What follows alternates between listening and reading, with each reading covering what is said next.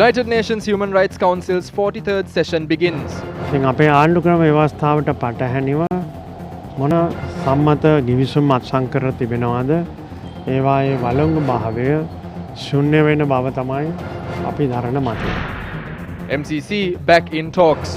MCC අත්සන් නොකර සිටීම සඳහා නම් පාර්ලිමේන්තුවේ 3/2 අවශ්‍ය නැහැ. Opposition leader Sajid Premadasa invites the SLFP to join hands with the Samagi Jana Balawegaya. President is to appoint a special unit to probe the sudden breakdown in Norochole. US President Donald Trump visits India for the first time. Good evening and welcome. This is Primetime News on TV1. For the Newsfirst team, I'm Jayamal Ratnayaka. And I'm Dasniya Thadar. Let's start off tonight with a look at tonight's top story. Now back onto a local story. The 43rd session of the United Nations Human Rights Council began today.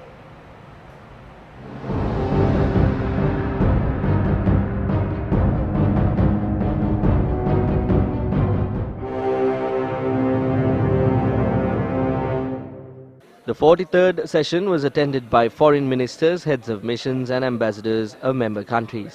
United Nations Secretary-General Antonio Guterres and the United Nations High Commissioner for Human Rights Michelle Bachelet were among the many who addressed this opening session of today's event.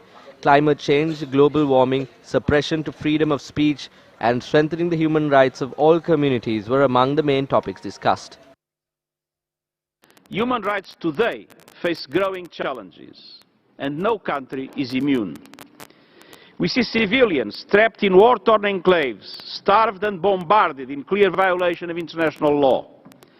Human trafficking affecting every region in the world, preying on vulnerability and despair. Journalists killed or harassed for seeking only to do their jobs. We also see global hunger on the rise and youth unemployment at alarming levels.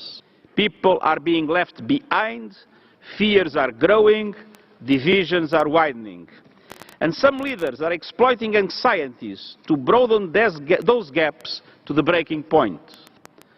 A perverse political arithmetic has taken hold, divide people to multiply votes. The rule of law is being eroded. Sovereignty remains a bedrock principle of international relations. But national sovereignty cannot be a pretext for violating human rights. Human rights and national sovereignty go hand in hand. Threats to human rights, to development and peace may be rising, but so are practical, actionable solutions based on sound human rights norms. Today's turbulent political landscape requires usable policy tools that are rooted in experience with a proven track record of success. These tools exist. Broad participation by people, including young people, and institutions that are transparent and accountable, can advance social harmony and economic sustainability and innovation. We are increasing our technical cooperation to help governments provide greater and more equitable access to fundamental services, while strengthening our practical assistance to meet economic and social challenges.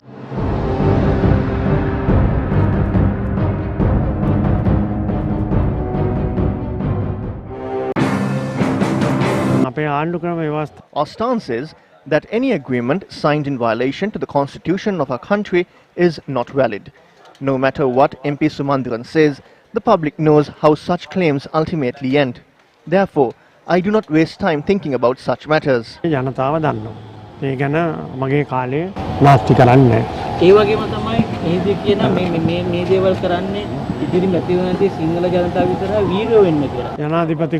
President Gotabaya Rajapaksa is already a hero. He secured more than 50% of the total votes in the presidential election. Sumandran and his team would realize this in the upcoming general election after Parliament is dissolved on the 2nd.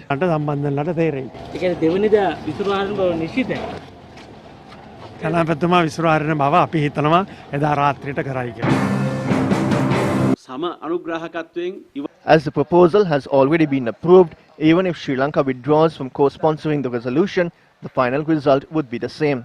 In that case, if the government is opposed to the conduct of the UN Human Rights Council, it can withdraw its membership from the Council, as it was done by the United States, and state Sri Lanka would not fall under the powers of the UNHRC. Not a single war hero was taken to courts until date. There is no system to do this either. The government is using this moment to gain popularity among the masses, targeting the general election. If the government is opposed to the conduct of the UN Human Rights Council, simply withdraw its membership from the council, just like the USA.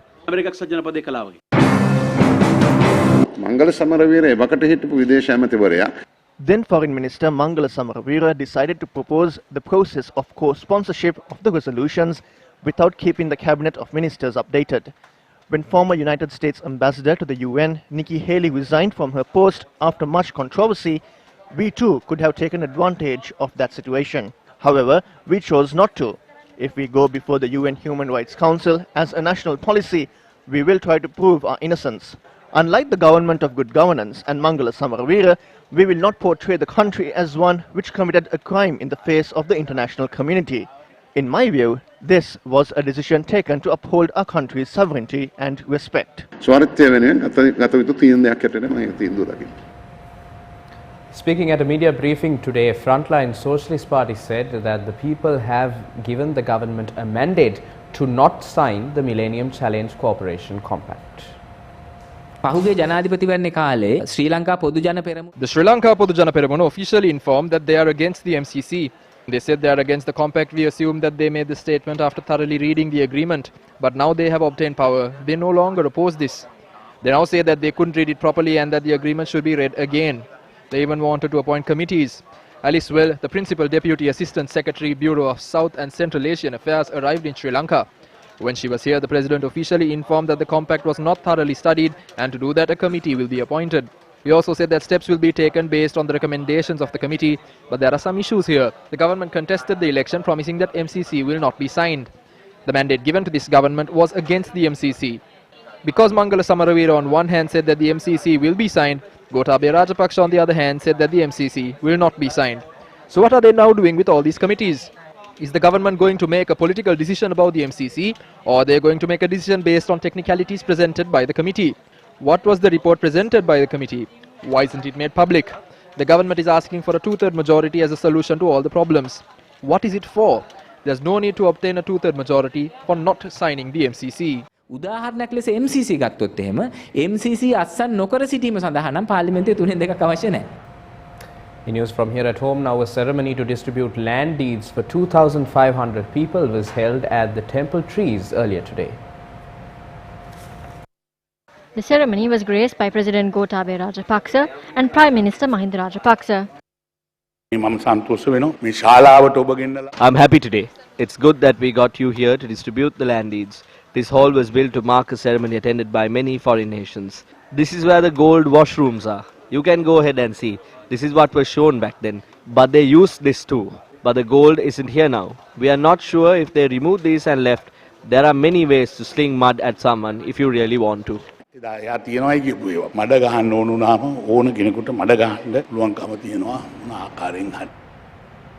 The government has withdrawn the vote on account presented in Parliament a few days ago. The Prime Minister said that the government could not allocate the money as expenditure, including payment to contractors, had to be paid. Sajid Premadasa responded to allegations raised against the opposition today.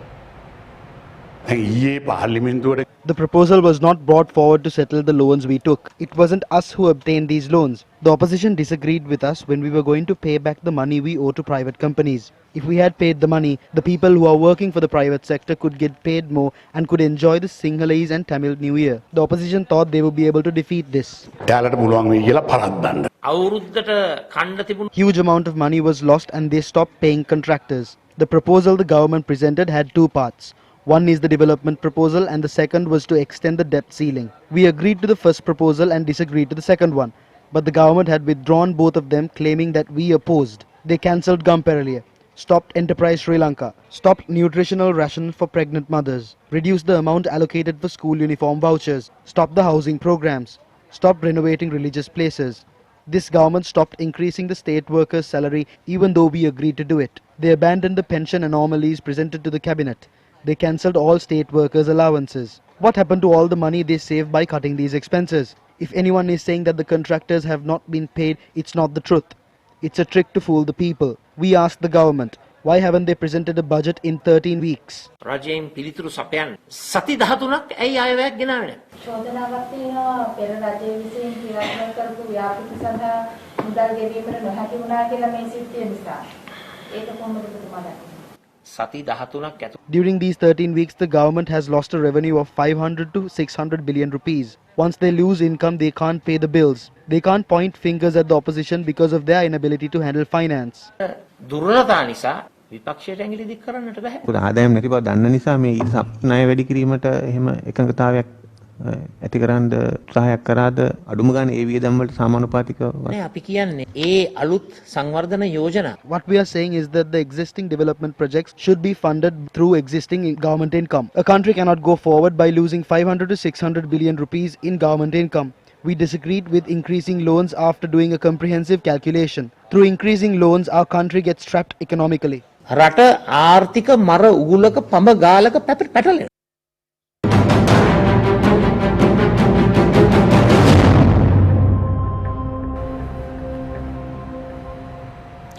State Minister Shehan Semasinghe states that an investigation should be launched as to why the former government did not launch an investigation into the Airbus scandal.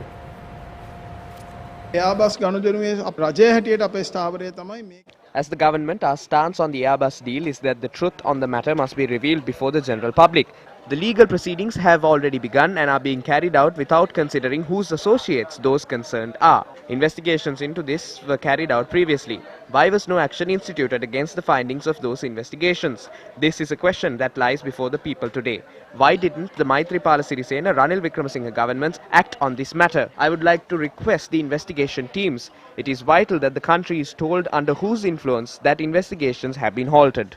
ඒ පරීක්ෂණ සිදු නොවෙන්න කාගේ බලපෑමද තිබ්බේ කියන කාරණාව රට හමුවේ පැහැදිලි කිරීම මම හිතන්නේ විමර්ශන කණ්ඩායම් වල තියෙන තවත් State Minister Mahindananda Aluthgamage made a public statement carrying a revelation about an act of fraud that took place when cancelling the Airbus purchase. One is the fraud that took place at the time of purchase. The other is the one that took place at the cancellation, which nobody is talking about. We know that when certain international agreements are being made void, cabinet approval is needed. The advice of the Attorney General is sought. Without any of this or the consent of the Minister of Aviation, former Prime Minister sends a message by BlackBerry. The message asks that the brother, the CEO of the airline, be told to cancel the purchase agreement. As a result of this, the airline had to bear a loss of $115 million. In the near future, we will reveal who received the commissions that came through the cancellation of this deal. If someone has committed a crime here, he needs to be punished. The law must be enacted against both these acts of fraud. ඉදිරිපත් කරන්න බලාපොරොත්තු වෙනවා. ඒ නිසා රාජ්‍ය මුදල් අවභාවිත කරන එක වැරදි. එයාට දඬුවම් දෙන්න ඕනේ. අංශ දෙකටම ආණ්ඩුව නීතිය ක්‍රියාත්මක කරන්න ඕනේ. It has been 4 days since the minister said that he will make this revelation. Where is the state minister's revelation?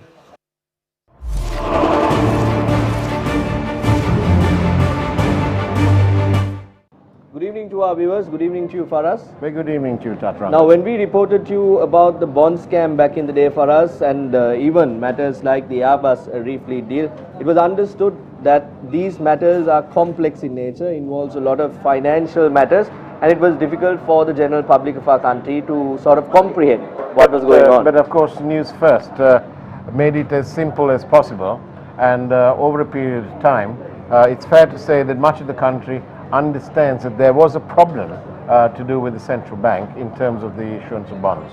Yes, Faraz. Now, today we are going to talk to you about a topic that is probably as complex as the bond scam or the Airbus refleet deal, the electricity mafia, and this issue pertaining to the independent power purchasing and how these trade unions operate, Faraz. Today, Energy Minister Mahinda Amaraveera had this to say. Norachole was refurbished, however, a breakdown has occurred when an attempt was made to supply electricity again. But it is being brought back to normalcy. This emergency power purchasing is not done through calling for tenders. We had purchased emergency power for 6 months, but we had to extend that for another 6 months due to the lack of power.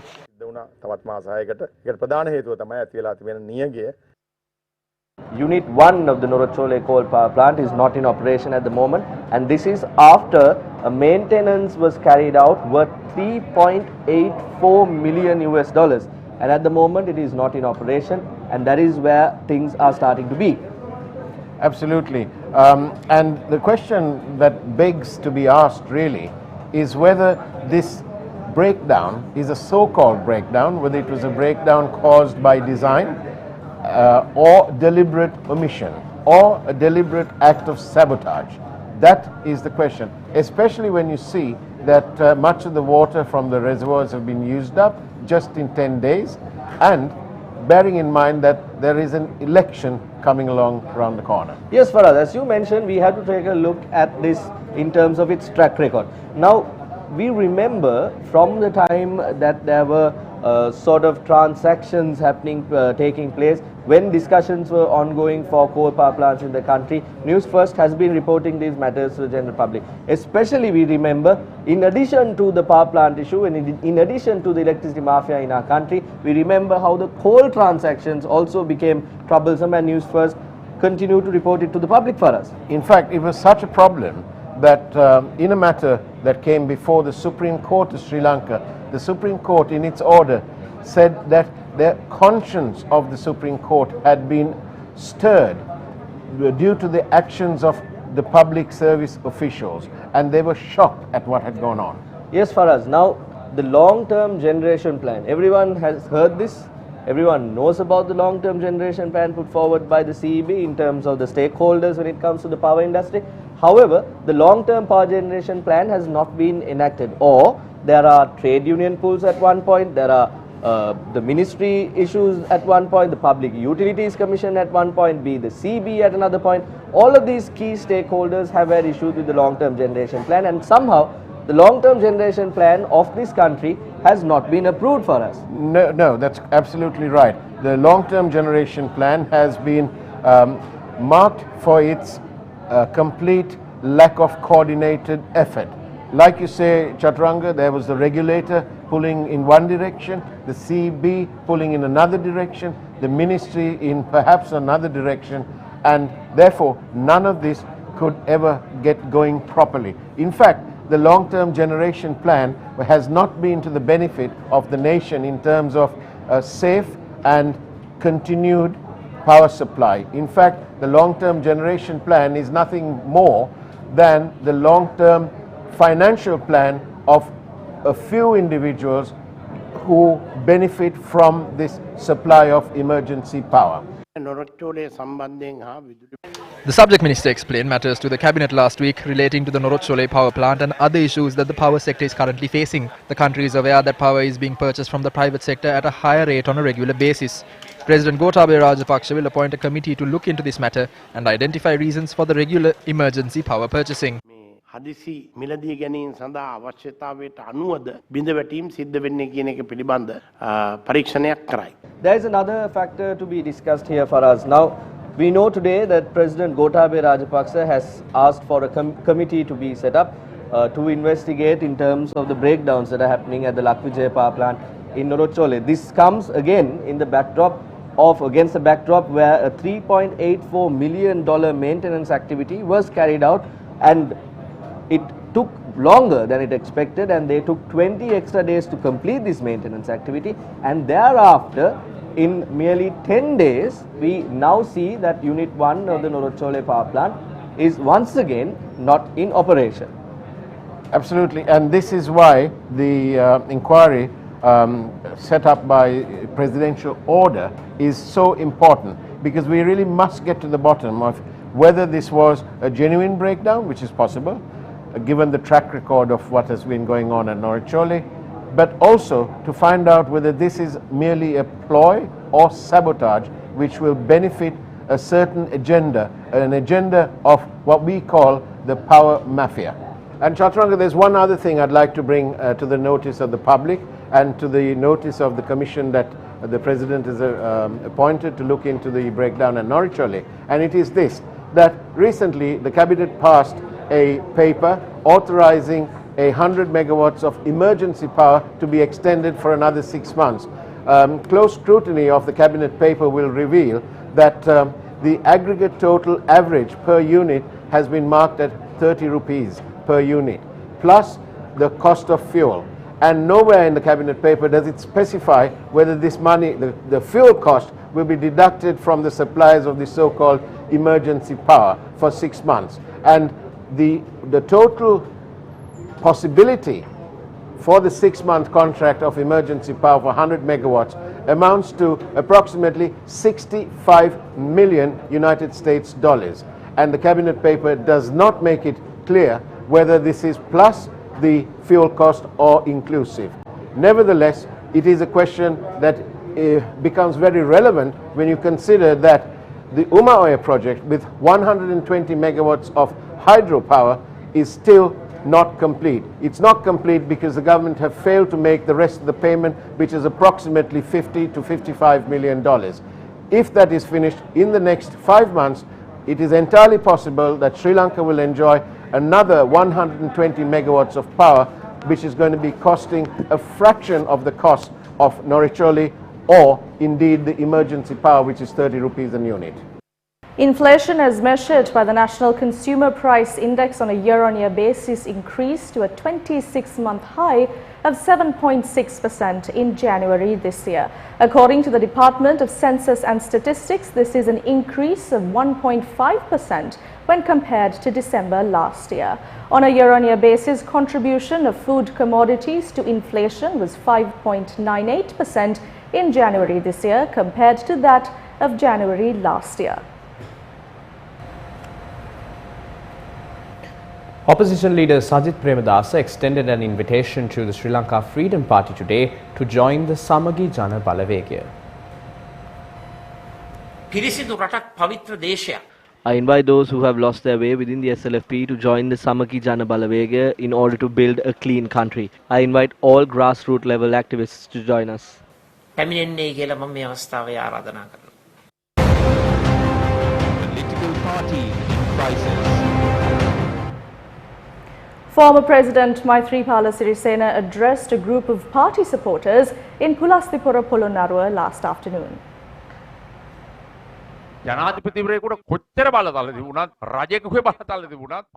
Even if a president has powers of a king, he won't take the country forward without the support of the parliament. That's where rules and regulations are passed. When I became the president in 2015, I had the same issue. I became the president in 2015 and Ranil was the prime minister. Ranil Wickremesinghe had 42 seats. Mahinda Rajapaksa had 142 seats. Leaders of the Sri Lanka Freedom Party wanted me to take over the party chairmanship. I met with Mahinda Rajapaksa and took over the position. It then helped me to operate in a new government. You cannot take a country forward with the president and the prime minister standing on two different sides. It is not a secret there were many issues between Ranil and I. I worked amidst all of that too. Despite all the issues we had, we fulfilled our responsibilities as a government.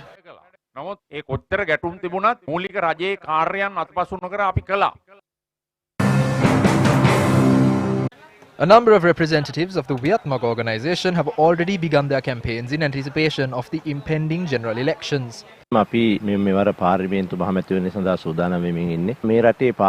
preparing ourselves for the parliamentary elections. Our country has before it a massive challenge to change the parliament into an institution that will engage in a politics as per a new dimension. The United National Party has not traditionally been a party in this bad position. NGOs have completely destroyed that party. The Sri Lanka Freedom Party also fell foul of this. Even groups of ours did. I don't think the United National Party can do that again. කණ්ඩායම් පවා මේකට අහු වුණා. ඒකෙන් ගොඩ එන්න අපිට පුළුවන් උනේ අලුත් පක්ෂයක් හදලා. එක්සත් ජාතික පක්ෂයට ඒ වැඩේ කරන්න පුළුවන් වෙයි කියලා අපි හිතන්නේ. නියෝජනය කරන්නේ ශ්‍රී ලංකා පොදු ජන පෙරමුණ. එතකොට වියත්මග We are representing the Sri Lanka Podu Jana Peramuna. A few members of the Vietmog organization are set to contest the upcoming elections representing a number of districts across the country. Vietmaga is not a political party. It is a civil organization. It is an organization for the intellectuals in the country. A group that were nourished by this organization will be contesting the elections. We have no problem joining the alliance that is led by the Sri Lanka Podu Jana Peramuna. We will work together. But some local politicians representing the Sri Lanka Freedom Party do not work with us at all times. That is the start of the conflict. ශ්‍රී ලංකා පොදු ජන පෙරමුණ නියෝජනය කරන අපත් එක්ක සුහදව කටයුතු කරන්න ඇතැම් අවස්ථාවේදී කටයුතු කරන්නේ නැහැ. මේ තමයි මේ ගැටුමට මූලාරම්භය වෙලා තියෙන්නේ. Gotabaya Rajapaksa මැතිතුමාට Gotabaya Rajapaksa cannot dissolve this government for a period of 4.5 years regardless of how bad the state of the country is. The date he is empowered to do so is the 2nd of March. Is he to dissolve on the 2nd and hold elections on the 2nd of April? Did he throw this country into the doldrums? Did he sell the Hambantota port to China? They sold that asset for 198 years. That money will only suffice to pay the pension of all our pensioners for 1 year. ධන උල්පත චීනයට වික්කා අවුරුදු 198කට ඒ අලෙවි කළ මුදල ප්‍රමාණවත් වෙන්නේ එක වසරක විශ්‍රාමිකයන්ගේ විශ්‍රාම වැටුප ගෙවන්න පමණයි.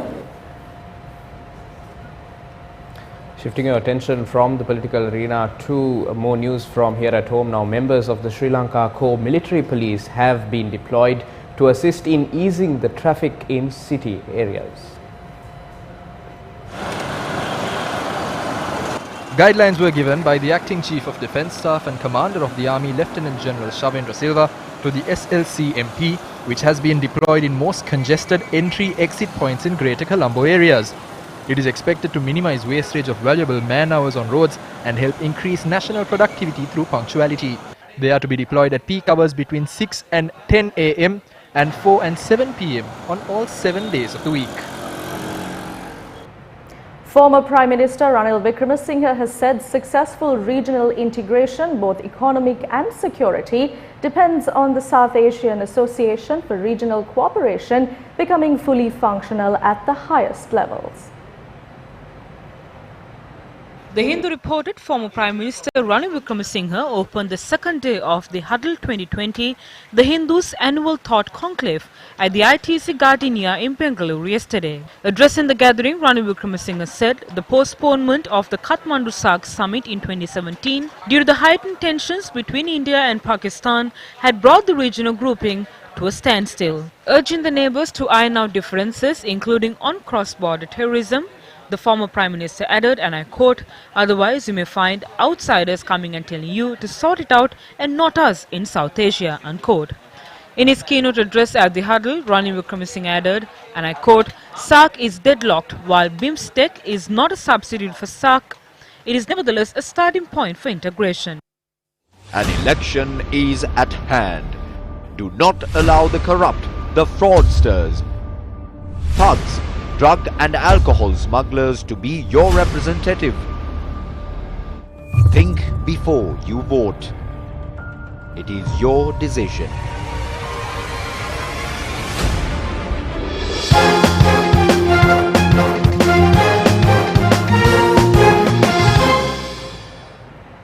In sports news, the 7th Commanders Cup 2020 annual golf tournament organised by the Sri Lanka Air Force and Eagles Golf Links was held in Trincomalee over the weekend.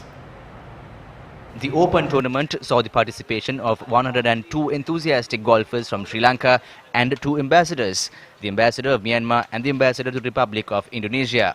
Suren Premathilaka won the gents division of this year's Commanders Cup, while Nilu Jayathilaka claimed the top spot in the ladies division. The Eagles Challenge Trophy presented to the members of the Tri-Forces was won by Lieutenant Commander H.M. Udavatta. With that, it's a wrap of Primetime News on TV1 for tonight. For the Newsfirst team, I'm Dasani Athada. And I'm Zayamar Ratnayaka. We leave you tonight with the footage of the tense situation that arose opposite the Presidential Secretariat during a protest. Good night.